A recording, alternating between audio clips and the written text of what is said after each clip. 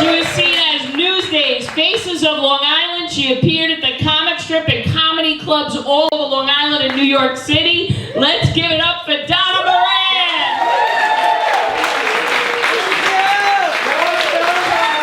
Thank you! What a nice crowd! How are we feeling? We're doing good? You enjoying the show? Why am I walking around with this? I don't know. You know what? I just have to break this. My friends from high school are here. I haven't seen them in years, and they're here. So I just have to do a little Rachel's good afternoon with Lily Tomlin for my friend. Hello! I did dueling Lily Tomlins. But anyway, okay. So this is great. No masks. Hopefully we're done with it. Oh my God, I can't take it anymore. I mean, you know, for 2 years, I live alone, and I have pets.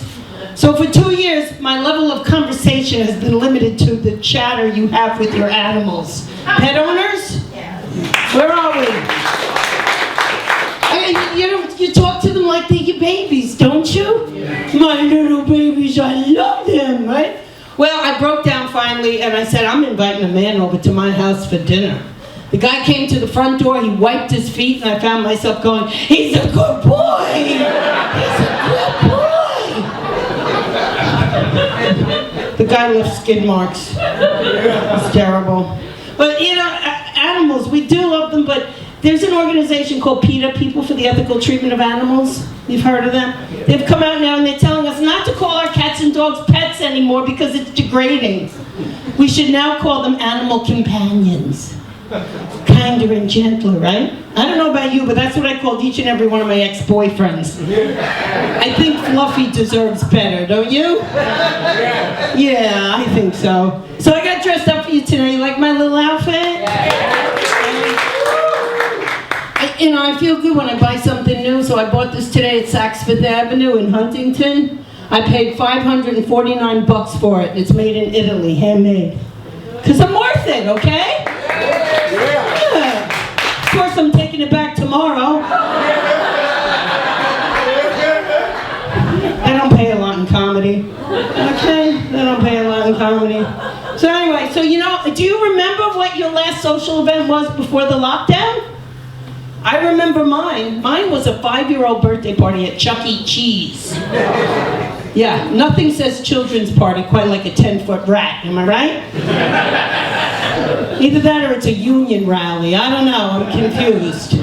But yeah, so, oh my God, I just had an over 60-year-old brain freeze, all right? Just bear with me for a second.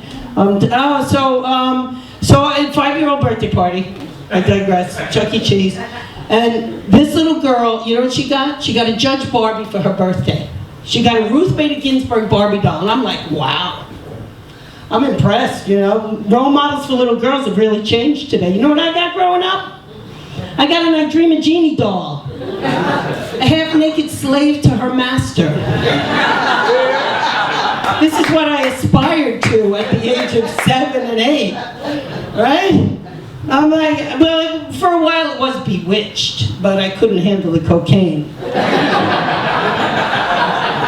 That was a long time ago. Actually, I haven't had a drop of liquor past these lips in 15 years.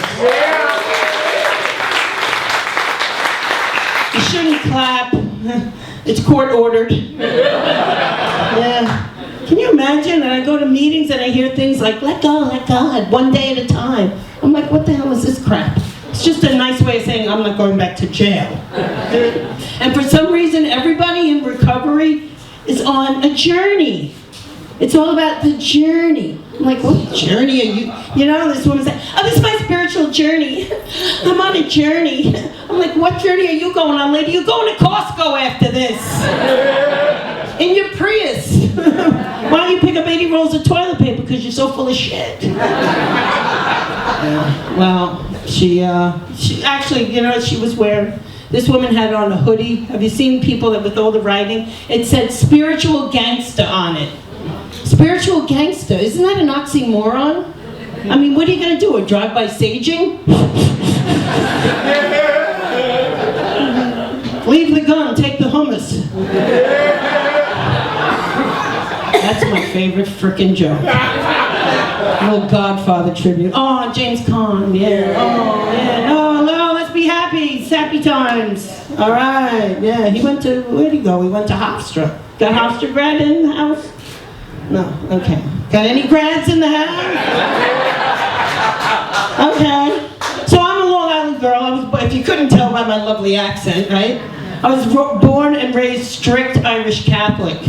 So I married an Englishman to piss my family off. And it worked, you know, the English and the Irish. His family was in a panic at our wedding. Even when I threw the bouquet, his entire family dove for cover.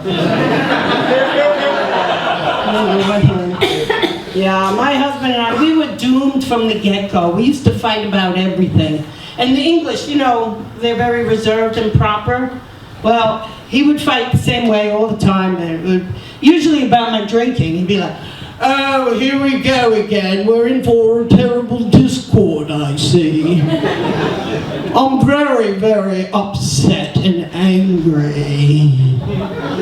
I'm like, what is he talking about? Like, this is quite the controversy. Oh, it's just a right kerfuffle. I'm like, kerfuffle? What the fuck are you talking about? What is a kerfuffle? Kerfuffle? Alexa, what's kerfuffle mean? Even she didn't know, and she knows everything. But it was rough. We only lasted 13 years, and my sex life, can I tell you a little about my sex life? This guy, I mean, the only thing stiff on him was his personality. Yeah. Oh, come on! Never heard a dick joke before? Come on! But this guy would orgasm the same way all the time. Everything about him was so reserved. And he would orgasm and they would go like this.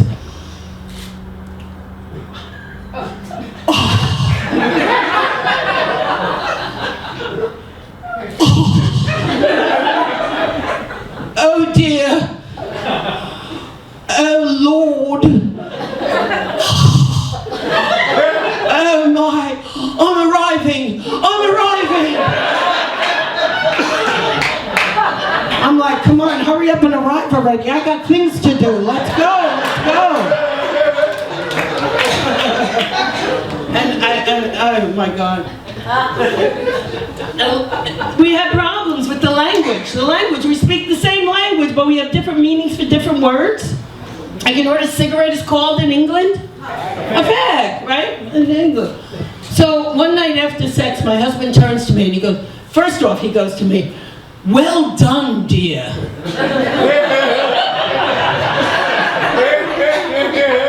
Is that how you respond to somebody you just made love to? I said, what did I take my SATs? Well done, dear. And he goes, well, it was an extraordinary experience. I had quite a delightful time. What I wouldn't give for a fag.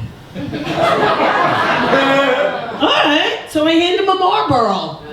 He turns to me and he goes, oh no, love, I don't smoke. That was the end of our marriage. Yeah, and oh my God, I'm getting old. I get old when all your medication is on a Lazy Susan. You know, I was. I'm forgetting that last fucking. It's a good joke too. I gotta look it up. All right, bear with me. Okay, all right. This is true. I went to the gynecologist this week. I actually was supposed to go to the gynecologist this week, and I screwed up my appointments, and I went to the dentist instead. The dentist said open wide. I did. I kicked him straight into the waiting room. Not easy being old, but yeah. My mom lives in the apartment below me. We're in a two-family house, and she got a better sex life than me. I swear to God. I mean, I know, because I've seen the jazzy scooter in the driveway. Okay? This woman has got such a... The other night, I heard all this noise coming from downstairs. I said, what the hell, next morning, what the hell was all that about? And she said, oh, I was making a smoothie. I said, really? Oh, I would love a smoothie that makes me scream out, oh God, oh God. Right? It was terrible. The whole room smelled of sex and Bengay. Yeah, I'm not having sex at that age, no. I like my men younger. You know why? Their stories are shorter. Good one, right? Think about it. Yeah. Except the only drawback is I have to get up for the school bus in the morning. Yeah, all right. But, oh my God. You like impressions? Yes. Okay, so I was reading an article, this thing on Facebook about what celebrities used to do before they became famous. And it's a little known fact that Joan Rivers was a 911 operator. Hello, 911, what's your emergency?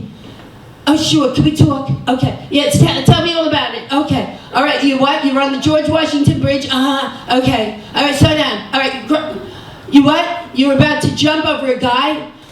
Oh, grow up. You call that an emergency? Let me tell you what an emergency is. It's when your Gucci doesn't match your Valentino.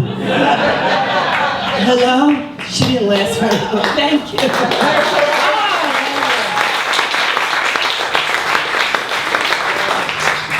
Fran Drescher, the nanny. The nanny? Yeah. She was a meditation guide. Okay, everybody, close your eyes. You're walking on the waterfront. You're seeing the waves roll in and out. Relax with me now. Everybody breathe in. Everybody breathe out. The nanny.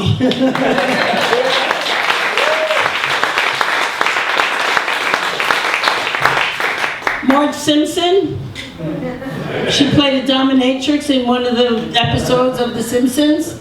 And went like this. Homer, you've been a bad boy, Homer. You've been a bad boy, Andrew Cuomo. Bad boy. All right, a little dated on that joke, okay. All right, what the hell, right? Okay, so, Pee Wee Herman. Yeah. Pee Wee was and still is a preacher. He could marry you if you want to get married today.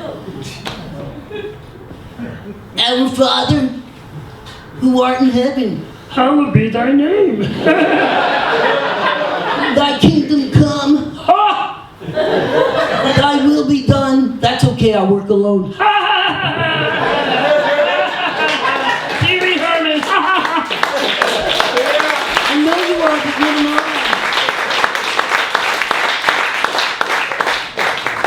And of course, the late Gilbert Gottfried, rest his soul. I got to do one to tribute to him. Gilbert Gottfried used to read romance novels, audiobooks. You know, the audiobooks? So, he walks into the room. She's silhouetted by the moonlight. Her breasts are seething. Oh my God, her breasts are seething. Affleck! Affleck!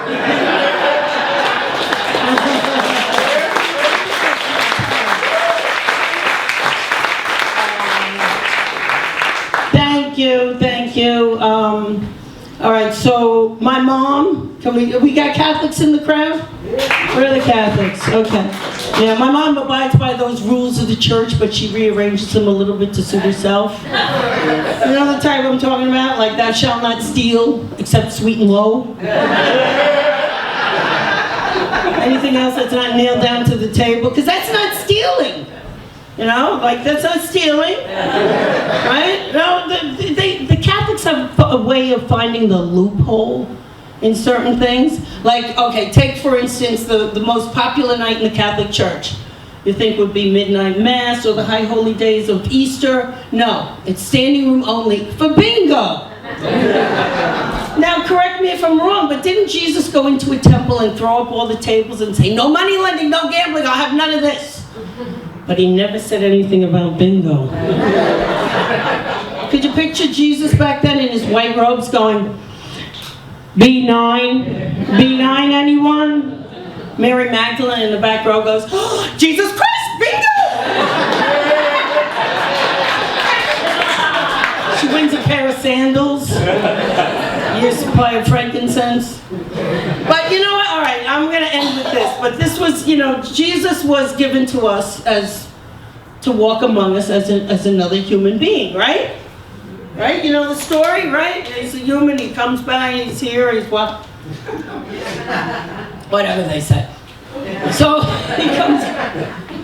I was thinking, what if Jesus were here today, right? He's supposed to return, right? What if he were here today? He was young, he was like 33. Would he be on any of these dating sites? Would his mother make him go on? Like Plenty of Fish? Christian Mingle? Nah, I'd probably be on J-Date. Right? But what would his profile say about him? It would say, motivational speaker, carpenter, enjoys long walks on the water, rises to the occasion. But he doesn't tell you it takes him 3 days to get there. Yeah. Then I'm thinking, I was like, okay, let me take it a step further. What if you brought Jesus home to meet your parents? Right? Mom, Dad, this is Jesus, Son of Man, My mother would go, "So, you're a carpenter?" Let me ask you something. I just want to say, first off, thank you for the fish, but one would have been sufficient. This is for the Catholics in the crowd, I guess. But I'm a little concerned, Jesus. There's 12 guys in the driveway. Are you in a gang? Right? And then, of course, your father would take him in the other room and say, "Listen, this is my baby. This is my life, my pride, and my joy. If you do anything wrong with her, I swear to God, I'll crucify you."